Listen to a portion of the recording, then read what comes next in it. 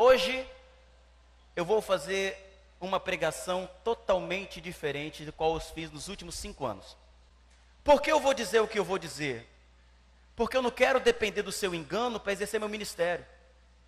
Então eu vou tocar em um dos temas mais controversos da experiência cristã. É um dos temas que envolvem poder, envolve status, envolve dinheiro, envolve luxúria, envolve tudo aquilo que nós já temos visto, ouvido. Então eu gostaria muito que você abrisse a sua Bíblia no livro de Malaquias, capítulo 3.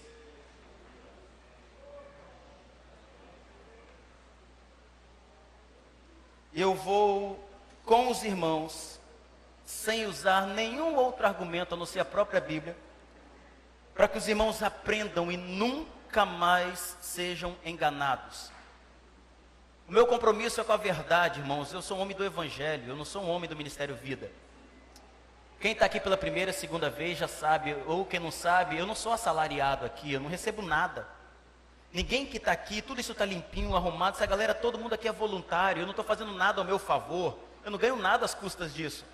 Mas eu também não quero depender do engano de ninguém para que a gente mantenha isso aqui, ou que a gente mantenha qualquer obra que seja gratuita, amorosa, sincera, verdadeira. Então eu vou desmistificar um texto que é mais usado para manipulação e controle de uma coisa chamada dízimo. Vocês estão preparados, irmãos? Bíblia aberta. Não pisque os olhos. Malaquias capítulo 3. É importante nós salientarmos e lembrarmos que Malaquias é um profeta menor. Começando o texto, quando você vê em Malaquias capítulo 1, versículo 1, começando o livro, Malaquias diz: peso da palavra do Senhor contra Israel. Malaquias estava escrevendo para Israel, não era para toda a humanidade, era para a nação de Israel, povo judeu. Povo gentil, que não é judeu, não tinha lei como segmento, não se seguia lei. A lei era para o povo judeu. Então Malaquias começa o livro dele dizendo isso: peso da palavra do Senhor contra Israel. Então vamos em Malaquias capítulo 3. Se você está com a Bíblia no celular, no iPhone, no iPad, pouco importa, abra a sua Bíblia aí. Malaquias capítulo 3. Eis que envio o meu anjo, que preparará o caminho diante de mim, e de repente virá a seu templo o Senhor. Quem é o Senhor aqui? Vamos, gente, eu vou precisar de vocês. Quem é o Senhor aqui? Deus. Então, virá Deus, a quem vós buscais, o anjo do concerto. Anjo do concerto, em alguns aí o anjo da aliança, está vindo para o povo um concerto. Olha, se está vindo um concerto, é porque alguma coisa está desconcertada. O anjo do concerto está vindo, ele vai consertar alguma coisa. A quem vós desejais, eis que vem, diz o Senhor dos Exércitos. Quando você for ler a Bíblia, é fundamental que você pare de olhar comentário bíblico, porque comentário bíblico é comentário do autor, e às vezes muitos tendenciosos. Então tenha cuidado ao ler a Bíblia para não ficar preso a comentário bíblico. Era necessário um conserto, alguma coisa estava errada. Versículo 2: mas quem suportará o dia da sua vinda? Quem suportará o dia do conserto? E quem subsistirá quando ele aparecer? Porque ele será como fogo do ourives. Fogo do ourives é o quê? Que testa, que separa, que limpa, que purifica. Ele vai ser como fogo que purifica o ouro, né? Quem mexe com ouro, com prata aí sabe. Ou o fogo que purifica, e como o sabão dos lavandeiros. Ou seja, eu vou lavar isso aqui. Está vindo um conserto, que vai ser um conserto que vai ser como fogo, vai limpar, vai purificar, porque está sujo. Você como alguém um lavandeiro que está passando o sabão para limpar alguma coisa. O que será que está acontecendo aqui? Versículo 3. E assentar-se-á, afinando e purificando a prata, e purificará os filhos de... Quem são os filhos de Levi? Sacerdotes. Os levitas, os sacerdotes. Filhos de Levi eram sacerdotes. Quem aqui estava precisando ser purificado? Sacerdotes. Quem aqui estava precisando do conserto? Sacerdotes. Gente, nós estamos lendo o texto, está claro aí. Então, ele está vindo para purificar, como ouro, ouro é purificado, como a prata, vem lavar como o sabão dos lavandeiros, e vai pedir um conserto aos filhos de Levi, aos sacerdotes. Continua, e afinará como ouro e como prata. Então, depois de purificados, depois de vocês estarem limpos, sacerdotes, depois que vocês estarem purificados, vocês trarão oferta em justiça, porque Deus não estava aceitando coisa nenhuma de ninguém. Os sacerdotes estavam imundos, os líderes estavam impuros, os líderes estavam botando a mão na massa, na grana do povo, eles precisavam ser purificados. Então, quando vocês forem purificados, eu então vou começar a receber as ofertas de vocês. Estão entendendo o texto? Está simples aí, sem teologizar, só leitura reta. Então, o Senhor, vocês vão trazer a oferta de justiça. Deus não estava aceitando a oferta. E a oferta de Judá e de Jerusalém será suave. Continua, hein? Como nos dias antigos, como nos dias primeiros, ou como nos primeiros anos. O povo estava levando a oferta, mas os sacerdotes estavam sendo desonestos. Os sacerdotes estavam desconcertados. Qual era a representação do sacerdote, pessoal? O líder. O sacerdote representava o povo perante Deus, o líder. Esses líderes estavam desconcertados. Olha para quem até agora, Malaquias capítulo 3, está sendo escrito. Continua o raciocínio, porque você vai tomar o maior susto da sua vida. Versículo 5. E chegar-me-ei a vós para juízo. Ele vai chegar a quem? Aos sacerdotes. Eu vou chegar a vocês, sacerdotes, vou chegar para vocês para juízo, porque vocês precisam se consertar. E serei uma testemunha veloz contra os feiticeiros. Quem eram os feiticeiros? O que os sacerdotes estavam praticando? Feitiçaria. Tem gente que está no texto aí. Sacerdotes estavam praticando feitiçaria. O que mais os sacerdotes estavam fazendo? Adulterando. O que mais os caras estavam fazendo? Jurando falsamente. O que mais os sacerdotes estavam fazendo? Roubando o trabalhador, defraudando os que trabalham, defraudando o jornaleiro que você tem aí. Olha o que os sacerdotes estavam fazendo. E perverteram o direito da viúva. Tiraram-o do órfão, do estrangeiro, do trabalhador, e não me temem, diz o Senhor dos Exércitos. Na cultura judaica, a viúva tinha direito, era sustentada pelo templo. Leia depois Deuteronômio capítulo 14 em casa, e você vai ver para que era o dízimo. Deuteronômio 14, lá na lei. Então ela tinha direito. Vocês não me temem, diz o Senhor. Quem é que não está temendo a Deus? Sacerdotes. Está até agora sim, viu, pessoal? Super simples. Versículo 6. Porque eu, Senhor, não mudo. Por isso, vós, filhos de Jacó. Filhos de Jacó. Jacó na Bíblia é conhecido como enganador. Vós, filhos de Jacó. É importante lembrar sempre que quando fala filhos de Israel, é toda a nação de Israel. Quando fala filho de Jacó, está falando dos sacerdotes. Vocês, seus enganadores. Porque o que acontecia, pessoal? Na cultura judaica, o povo não era o povo que ia oferecer a Deus o sacrifício. Cada tribo tinha o responsável pelas coletas, que era o sacerdote. Então toda a tribo levava para o sacerdote, conhecido como filhos de Jacó. E o sacerdote, ao pegar a coleta do povo, ele levava para o sumo sacerdote. Então o sumo sacerdote entrava no templo perante Deus para oferecer o sacrifício. Então os filhos de Jacó aqui eram os responsáveis pela coleta do povo. Estão entendendo aí o texto? Ok? Continua, versículo 7. Desde os dias dos vossos pais, vocês se desviaram dos meus estatutos e não os guardastes. Quem estava se desviando dos estatutos, pessoal? Sacerdotes. Até agora não mudou nada. tornai vós para mim, voltem-se para mim, e eu tornarei para vocês, diz o Senhor dos Exércitos. Mas vocês ficam perguntando, como que nós devemos de tornar? Quem é que está fazendo essa pergunta idiota? Sacerdotes. Versículo 8. Roubará o homem a Deus? Todavia vós me roubais e dizeis, em que nós te roubamos? Nos dízimos e nas ofertas alçadas. Quem é que está roubando? Não é o povo.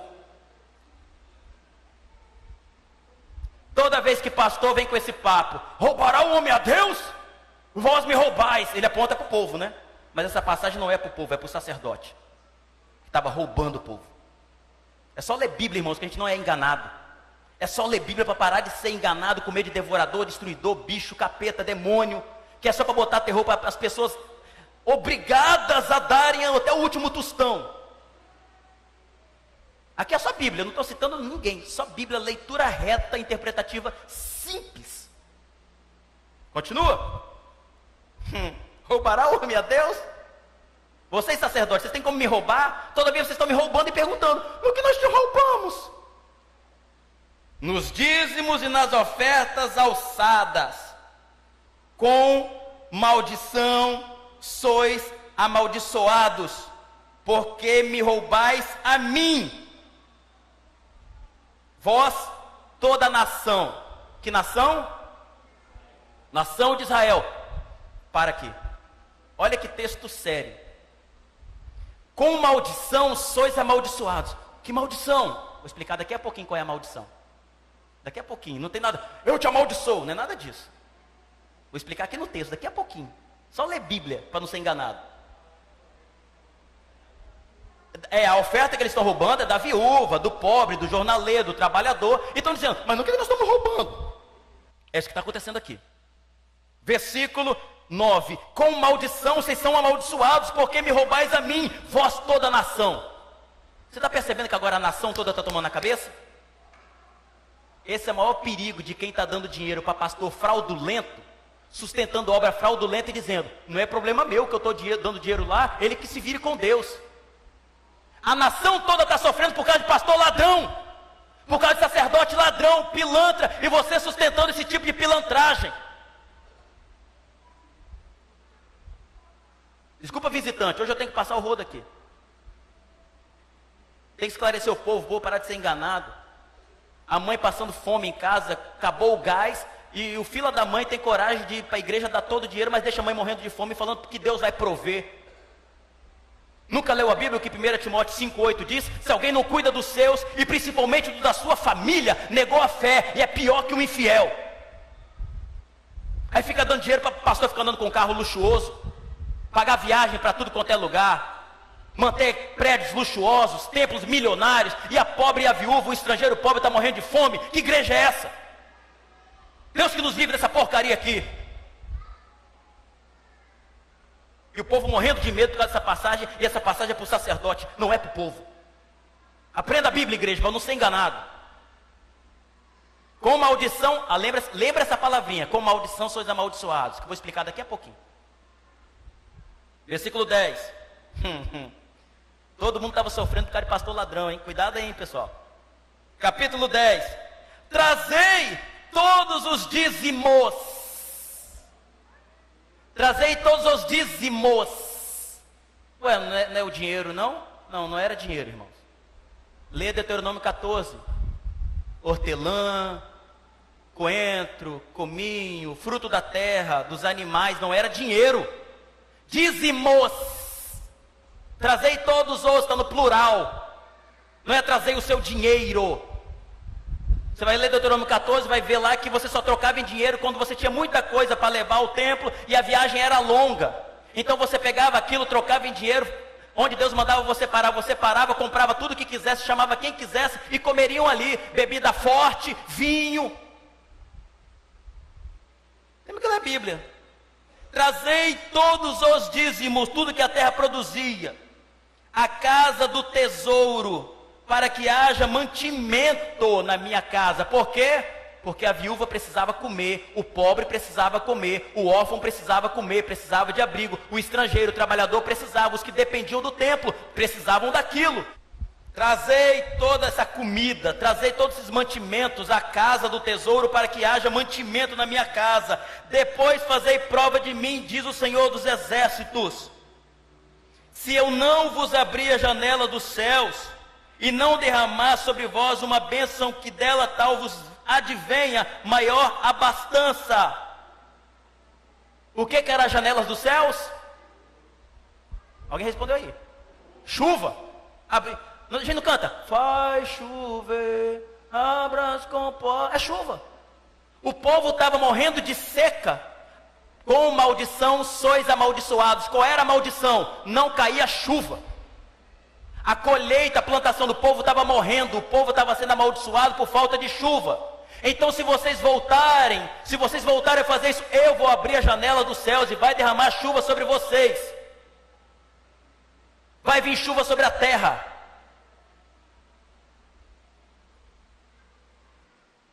Faz prova de mim, eu vou abrir a janela dos céus. E por causa disso, e por causa de vós, repreenderei o devorador. Aí, agora aqui, ó o demônio. Vou repreender o devorador. Pessoal, você sabe o que é devorador? É o que comia a colheita do povo. Sabe o que era o devorador? Um gafanhoto. Não é demônio. É que esse pessoal fica fazendo curso de batalha espiritual aí, inventando demônio em cachorro, em gato, falando que cachorro vê demônio em preto e branco, todo tipo de maluquice possível. E esse gafanhoto bíblico virou um demônio. Mas como assim? Porque na minha igreja eu aprendi que tem um demônio devorador, destruidor, migrador e cortador.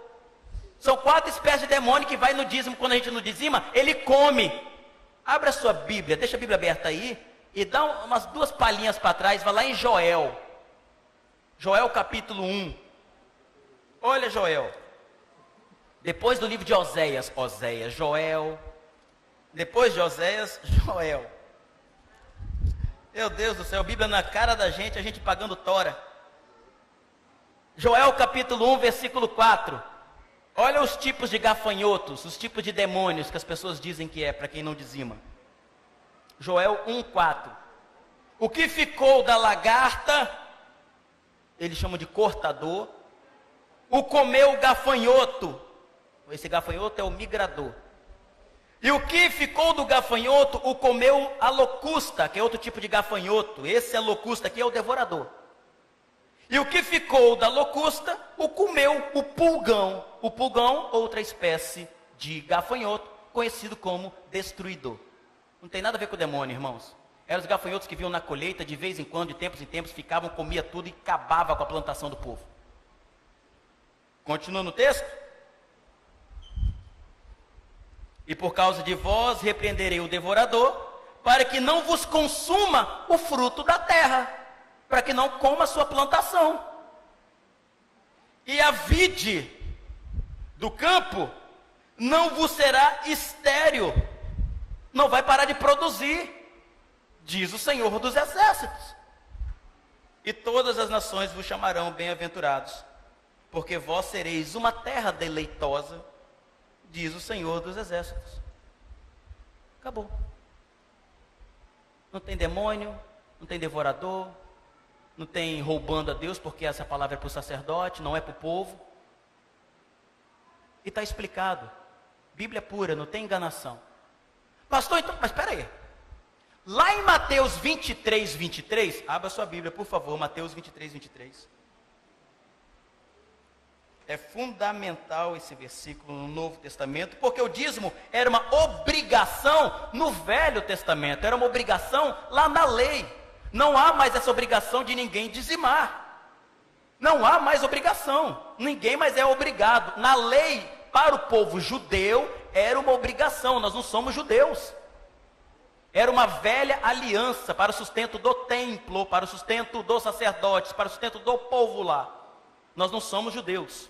Aquilo morreu, caducou. Mateus 23, 23. Ai de vós, escribas e fariseus hipócritas, porque dais o dízimo da hortelã, do endro e do cominho, e desprezais o mais importante da lei, o juízo. mais importante da lei: o juízo, a misericórdia e a fé. Vocês deviam, porém, fazer estas coisas e não omitir aquelas, seus hipócritas, condutores cegos, quais um mosquito, e engolis um camelo.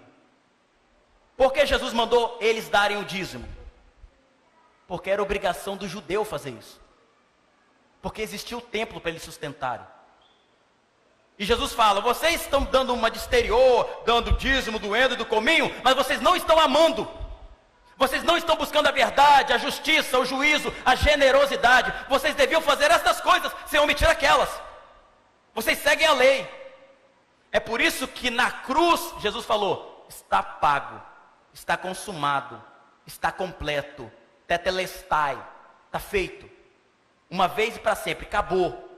Porque o fim da lei é Cristo, para a justiça de todo que crê. Não estamos mais debaixo da lei. Não vivemos mais debaixo da lei, estamos debaixo da graça. Então Jesus, em Mateus 23, está denunciando a hipocrisia dos fariseus e não mandando dizimar. Deixa eu dizer mais 3 coisas para vocês históricas. Até o ano 600, 700 depois de Cristo, não se tem nenhum registro da igreja dizimando. Não se tem nenhum registro de Jesus dizimando. Dai a César o que é de César. O que era de César? Imposto, tinha que ser pago. Dá a Deus o que é de Deus. O que é de Deus? Amor, graça, misericórdia, voluntariado, generosidade. Dá a César o que é de César, gente. E dê a Deus o que é de Deus. É por isso que Jesus fala: meu reino não é desse mundo. É por isso que Jesus fala: meu reino não é de visível aparência. Temos que aprender com Jesus. Então dai a César, paga o que é tributo. A tributo, a honra, verdade, verdade, imposto. A ele pague. A Deus, dá a Deus o que é de Deus, cara. E o que é de Deus? A generosidade, o amor, a justiça e blá blá blá. Aí vem algumas perguntas básicas. Pastor, é 10%? Você tem que lembrar que Deus te deu 100%. Você é responsável por 100, não por 10 ou por 1, por 5, por 50. Você é responsável por 100% de tudo que você tem. Então a primeira pergunta que as pessoas fazem: pastor, é 10% mesmo? Dízimo é 10ª parte, 10%? Não tem isso na lei, na graça. Na lei tem dízimo, 10ª parte. Na graça não temos isso. Nós vivemos pela graça. É 10%? Segundo, eu devo dar aqui? Como assim dar aqui? Você tem que contribuir no lugar onde você vê a misericórdia e a mão de Deus sendo necessário. Onde você valoriza uma obra verdadeira, um lugar que não tem conluio, engano. Onde você é alimentado, você recebe. Você não tem partilhado dons espirituais aqui, aprendido? Mas tem o orfanato Thomas, que precisa ali. Rafael Thomas. Tem o Lar Batista, que precisa, cara. Tem mendigos aqui na cidade que está precisando. Tem o que dar aqui? Não, você vai dar onde necessita. Mas por que eu entrego aqui? Primeiro, porque você quer. Segundo, porque isso aqui é mantido com essa contribuição espontânea e voluntária sua. Porque aqui ninguém é obrigado a dizimar, nem é obrigado a dar 10%. Eu nunca dei 10% aqui. Nunca. Aqui todo mundo, tem gente que dá 20%, tem gente que dá 1%. Não é quanto se dá, é a qualidade do que se dá. Com que coração você dá. Isso é fundamental. Então é aqui? Não. Aqui nós precisamos sustentar esse lugar. Aqui no dia que a gente não conseguir pagar isso, a gente vai para outro lugar. Porque aqui é pago assim, um mês esperando ter dinheiro para pagar o outro. É por isso que não temos caixa aqui. Aqui é consciência de você saber que você não é mais obrigado, mas você é consciente, você é responsável. Afinal de contas, você decidiu fazer parte de um lugar. E isso tem responsabilidades. Uma delas é mantermos isso aqui funcionando. Porque no dia que a gente tiver, a gente não está preocupado com o templo. A gente está preocupado com a sua vida, cara. Como é que você vai produzir na casa? Porque se você tem 2 em casa, 3, a sua casa pode ser uma árvore frondosa, cara. E na sua casa, a gente vai se abrigar lá. E na sua casa vira uma colmeia, jorrando mel para a vida das pessoas que vão lá se alimentar. Cada casa vira uma igreja, gente. Nós não somos pessoas de templo, não. No dia que as pessoas fecharem o coração aqui, começarem a ser obrigadas, começarem a ter que pagar as coisas aqui, pagar para Deus, a gente fecha as portas. Aí você vai voltar para uma igreja onde o pastor toca o terror mesmo, onde você tem que pagar mesmo, Deus vai botar a mão. Se você não der dinheiro aqui, você vai gastar em remédio. Olha o que o devorador vai te pegar. Eu duvido alguém que aprendeu isso aqui hoje vai cair nessa esparrela de Malaquias. Pastor ladrão, pilantra, estelionatário usa Malaquias para charcar o povo. Eu não devo nada a ninguém, sou um homem livre, não dependo de igreja, dependo de dinheiro de ninguém aqui. Vou dizer a verdade para o povo, mesmo que seja contra nós, mesmo que a partir de hoje as pessoas parem de dar dinheiro aqui, e no dia que parar de dar dinheiro, fecho as portas, e vou pregar o evangelho na minha casa. Eu sou homem do evangelho, gente.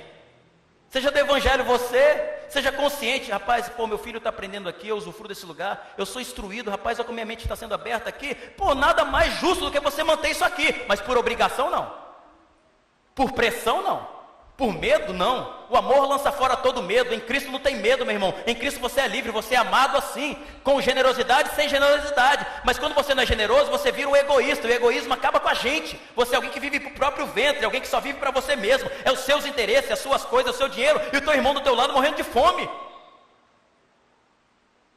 Ser generoso faz bem a você, não é ao próximo não, é a você. O próximo é dadivoso por aquilo que você fez, mas dizimar, ofertar, o nome que você quiser dar a isso, faça com o coração, porque vai fazer bem a você, para você não se pedrar, não fechar o teu coração próximo, porque nesse tempo que todo mundo busca ser rico, busca riqueza, o amor vai se esfriando. A gente passa por alguém, a gente se escandaliza quando vê uma foto pelada na internet, mas não escandaliza com a fome no mundo. A gente se escandaliza com determinada frase na internet, mas não escandaliza com o mendigo que fica todo dia debaixo do viaduto, ali no Danúbio. Nós estamos invertendo os valores das coisas, gente. A última pergunta que me fazem: pastor, eu devo pagar o dízimo atrasado? Mês passado eu não paguei, não sei nem como é que você chama isso. Mês passado eu não paguei. Eu vou te falar, isso aqui é clube? Você está pagando mensalidade de clube? E tem pastor que fala isso, meu irmão.